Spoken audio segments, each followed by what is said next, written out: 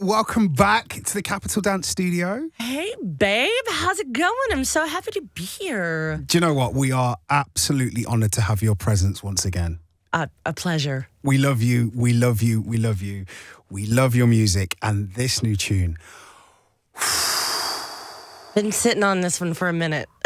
Nowhere near as long as the last record that you put out there, but we'll talk about that later on. Yeah. Tell me about Shades of Love. It's this week's Jam Hot. So I got a message from Paul Epworth. Oh, wait 1 second. Let me just pick up that name you've just dropped there. Well, that's how I felt. I honestly was so shocked, and Paul wanted me to come over to the church, and I was like, oh, okay. Wow. And I was really quite afraid, but I went over and he was like, we should work on some music. And I was like, okay, Mr. Paul Epworth, do you know who you are? And so we started working on stuff, and the result of some of that ended up being Shades of Love, which is me and Paul and James Vincent McMorrow, which is like sort of an odd combination of people, but it isn't at all. And the result ended up being so special because the Joy did the vocal for it in the end. And it just really, it's one of those records that the making of it will be a part of me forever. Now, for those people who are listening, and, you know, we're dropping names and we're saying stuff, but Paul Epworth is one of the most successful British producers of all time. A little record called Rolling in the Deep. Yeah, that was him. That was him. Yeah, he's done a few things. He's also one of the nicest and most talented people in the music industry. Literally the nicest human being in the world. And his studio, it's a proper mecca. It's called The Church. Yeah, and it's been there forever. And if there's a record that you love, it was probably made there, and Paul probably touched it. And it's like It's true. It's literally, it's like, no, have you ever heard of Radiohead? You come in and it's like whoever incredible has been in there 5 minutes beforehand. And I had worked there once before on another record that you'll hear later when the album comes out, and that's when I had been connected.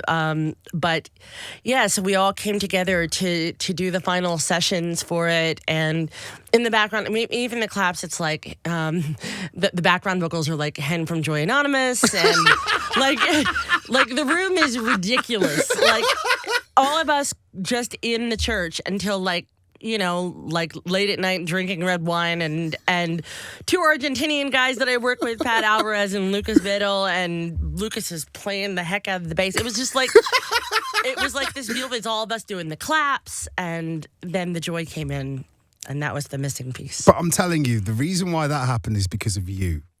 This is your energy. As soon as I hear the song, I feel your energy. I feel this is you.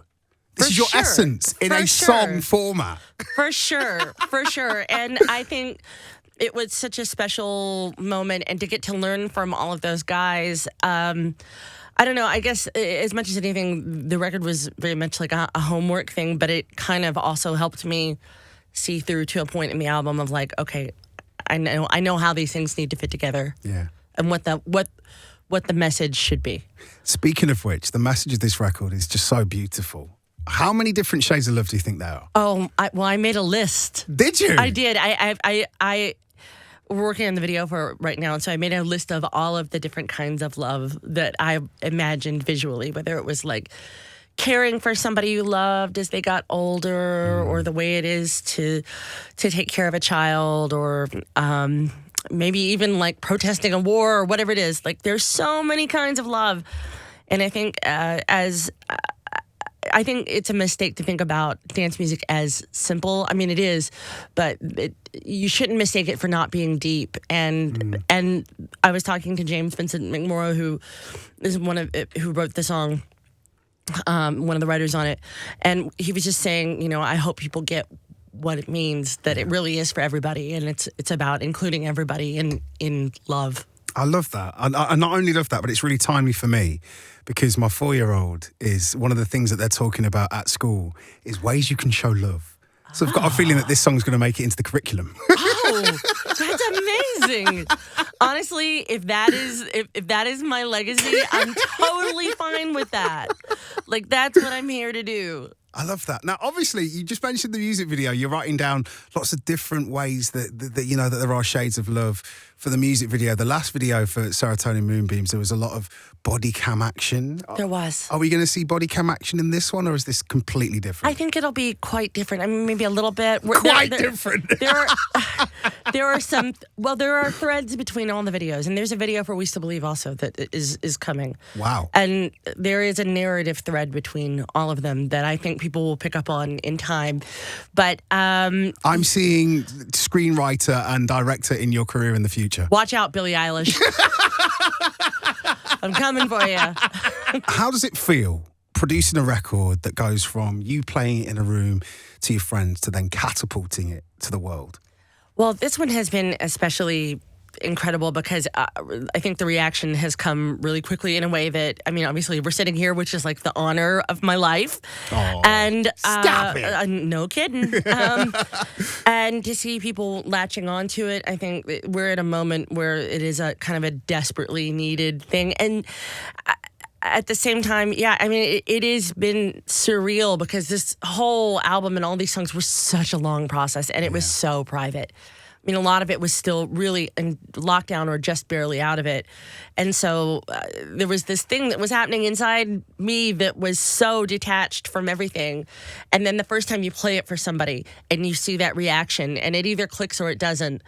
And that was one where it clicked immediately. And everybody that would come through the studio also during sessions, like, oh, let's hear the other things on it. And I'll play that and they'd be like, what is that? You know, like people that I like really love and really respect would be like, that song. So this is a moment I've been waiting for. I tell you what, we were very, very lucky here at Capital Dance to hear it a few weeks ago. And the very second we all heard it, we were like, that's Jam Hot. That's going to be one of the biggest records of the year. No, honestly, you're right. The feel, like I say, it's you. It's you in musical form.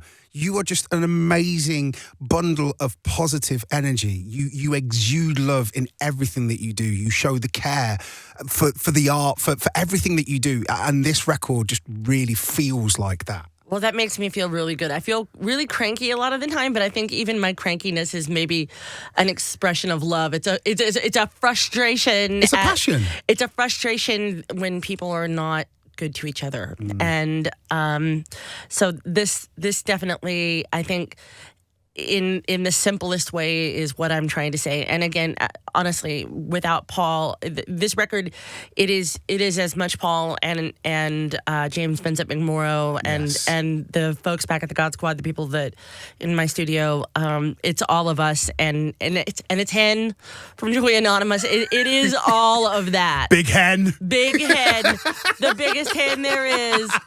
Honestly, I love Hen because he's so big that when I get a hug, I'm kind of tall for a girl.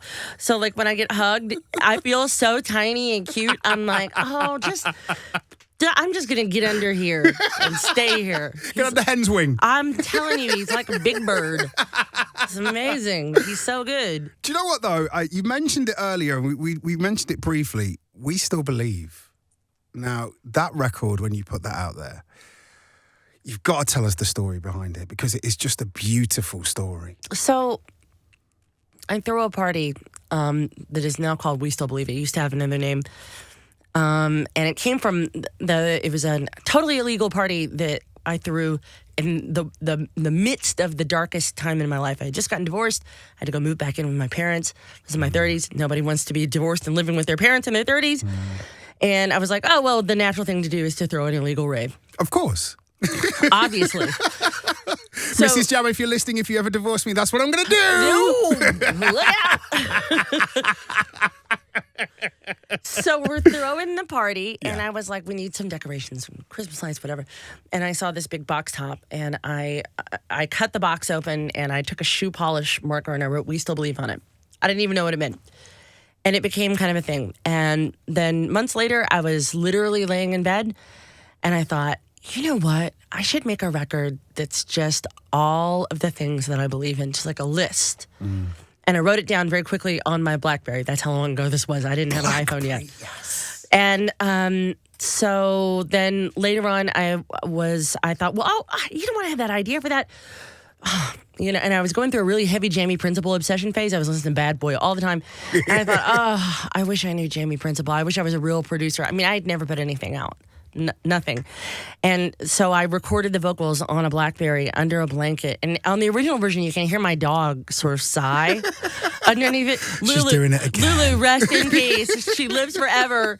And so, but the record didn't really go anywhere. It was like the first thing that ever really I did. But then later on, I was like, I'd love to redo that. And I bought the rights to it back. Wow. Because I had sold it for in perpetuity for $250 or something. For vinyl on this little tiny label. Yeah. So I bought the rights back for a lot more. And I thought, I want to remake that record someday. And I at that point, I had met Jamie Principle and we became really close. And I was like, Jamie, he wanted to do some music. I was like, yes, I want to do it. And we've done several things. There's more stuff. But I was like, I have this thing. I really, really, will you consider doing it? And he loved it. He loved it. And he used to wear a little We Still Believe badge when he was out with Gorillaz. And Jamie and I are super close. And then COVID comes, whatever. And now the album is here. And over time, I kind of reworked it. And actually, I sat down with, remotely sat with Soul Wax. Wow. To look at it and re-edit it. And so over a decade later, the version that comes out is that one. And it was a long wait, but it felt so good. And for those who don't know, Jamie really is the first real writer in house music. I would say he is, many people get credit for this, but Jamie is the person. All of those early records like Baby Wants to Ride and Your Love, all those things, Jamie did those at home on cassette tapes before they were re-engineered and released. And he is truly the visionary. I mean, even in 1986, Marshall Jefferson was talking about how everybody was just imitating Jamie Principle. Yes, 100%. In 1986. That's crazy to me. And so to work with Jamie and also, more importantly, to be his friend and to be loved by him and to love him back is just such a big deal. And we have a very much a shared set of values. And I was supposed to see him in Chicago this weekend and I got sick. I didn't want to get him sick, so I have to fly back to see him. But we have not seen each other since we made the record because of COVID. Wow. Okay, so that's going to be a moment. It's going to be a moment. Right. Yo. So what happens here is that we spin a magic wheel. No, really, it is magic in the fact that no budget has been spent in the creation of this wheel. It either lands on cringiest, weirdest, or wildest. Let's go. And whatever it lands on, all you got to do is you got to tell us your best story in that category. All right, no cap. Let's do it. You ready? Yep. All right, let's spin the wheel. Wow. Show Boss Jody, you've really updated the wheel. Wow. Okay, what's it landing on? Oh, cringiest, weirdest, wildest.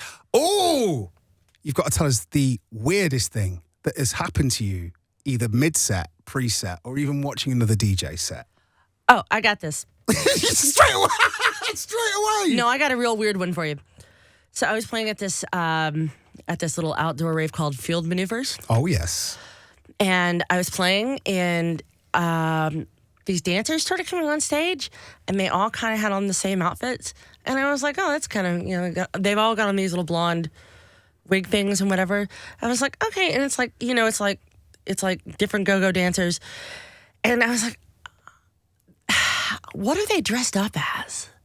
Oh, I was like, how is it? And it's like it's like the gif of the woman with the mask. Oh, no. And it took me literally about 10 minutes to realize they were all dressed up as me. Now, here is a professional tip for those of you at home who are debating if you want to dress up as me for Halloween, which you can. I am truly a monster and probably a witch. All you need is literally any pair of glasses and a short blonde wig, and you can be me. It was about 20 dancers. Oh, no. And there's all of these pictures of me. And I mean, male, female, in between, animal, vegetable, mineral, all wearing the same short blonde wig and glasses. And there's this amazing picture of all of us. It is truly one of the most surreal. I was like, did somebody put something in my drink? Like, what? I'm literally open mouthed, which doesn't do well for radio, but what? It is one of the craziest things. I can't think of many other things. And you had no idea? No one told me it was going to happen. Wow. And I've been there several times. I love field maneuvers. Yeah. And I'm not outdoorsy. but when it comes to playing music outdoors, then we're here. It's fine. It's fine. I don't want to hang out in the mud. I'll walk there. I'm not like you all. I don't have the boots. I don't have the thing. I'm definitely an indoorsman. You know what I mean? I'm not like, I don't have any like British love about the mud and the boots and the, you know. Me either. No, it's not for me. I'm definitely like SPF living room. But I love that. I love that festival. And they played a little trick on me, and it really was crazy. But before you go, you said that the album's on the way. It is. Can you give us any more clues as to what we can look forward to? Any hints as to what's happening? Well, because you said that you made it very privately. Yes. And you're kind of sneaking out little bits. That's right. And revealing parts of the puzzle as each song comes. That's right. Is there anything else that you want, that maybe just, anything we need to keep an eye or an ear out for? I would just say if you go back on my Instagram and take a look at some of the pictures over the last few months. Some of them I haven't posted, and some of them I have. But it's been a very interesting cast of characters, and I'm extremely grateful to have been given the latitude to do what I want to do. And I think that expect the unexpected. Okay. You'll be the first to know, though. I'm looking forward to it. Speed dial. Yeah, please, because I'm really, really looking forward to it. Really, very much so. And do you know what? Before we let you go, last time you were here, we definitely established that you are the Rave Fairy. It's true. Festival season's approaching. It's true. Where can we find you? Well, you can find me pretty much everywhere. You are the Rave Fairy. I am the Rave Fairy. You're very, Rave Fairy Godmother. Yes. Yes. Let's see. I'll be at Park Life. I'll be at Digital. We're actually launching We Still Believe, like, globally. Really? Yeah, like all over the place. So there's a lot of things that are coming really soon. Getting ready to announce a really insane American tour right now. It's coming. Wow. I am extremely busy this year. So please, if you're listening at home, please nap for me. You've got to master the art of the back of the car nap. Oh, I mean, I could sleep anywhere. There's literally a hardback book that my husband made that is just pictures of me sleeping in inappropriate places. Like, I got it. That's a shade of love right there. That's another one. Add that to the list. That is a shade of love. Is letting me sleep in. That's it. That is the deepest shade of love. Also, I really loved your post recently about how you saw yourself as a teen on the news in a rave. I've got to ask you that question. The question that everybody gets asked when they've posted pictures of themselves when they were that age. What advice would you give Maria of that age in that picture, in that news footage from Maria now? I think a lot of it would just be that, like, maybe not even so much advice as, like, you were right, don't sweat it. Like, at the time, I think there was a lot of pressure to go down a path that would have been more traditional. I didn't even finish high school. I flunked my way. And this is, kids, please stay in school. But I don't want to give you that advice. Don't drop out and throw raves. You might end up as the Blessed Madonna. Unless you do. And then go for it. But I think the main thing that I would say, and this is advice I would give myself now, is both like spiritually and literally and personally, don't read the comments. Mm. I was talking to Fred yesterday. Fred is a big no comment rater. He doesn't read anything. And he's very disciplined about that. Yeah. He's extremely disciplined. He's never read a review. He's nothing. And I would have told myself over the years, what other people think of you is not your business. And I spent a lot of time when I was younger worrying what other people thought. You have to be the arbiter of your own goodness. And that is what I would have said to myself, is that is all time. You could take a pottery class. Mm. You could do anything other than let what other people think about you change how you think about yourself. That's funny because I'm literally going through something right now where I've read the comments and it's living in my head rent-free. Oh, baby. And I'm a collector of ones. 100 people could say something's great. One person goes, that's terrible. Oh, me too. I'm only paying attention to the one. Me too. And it's part of, like, I think also being a perfectionist in art is that, as an artist, your job is to go in and look at those little flaws and pick them out and try to make it perfect. And I think that's one of the reasons this album has taken me 1,000 years. I mean, the number of versions, you don't even want to know how many versions of things I have done. I have been learning on the job too. I was 100% signed up for something that I was not qualified to do. You are. But I mean, there was a lot of where I was. I hear you, but I'm not having you talk yourself down at all. But where I was aiming at, I was definitely, I was trying to punch above my weight a little bit. And I think that that's a great thing to do. Yeah.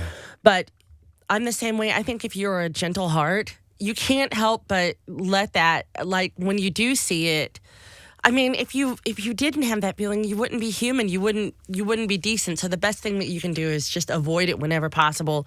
And then when you do mess up, try to make it right. Yeah. But, in general, I absolve you of the comments. Thank you. The Rave Fairy. The Rave Fairy's blessed me. I'm blessed. I wish I had a sound effect. Hey, we'll put one in post. Don't worry. Please. Fix it in post, baby.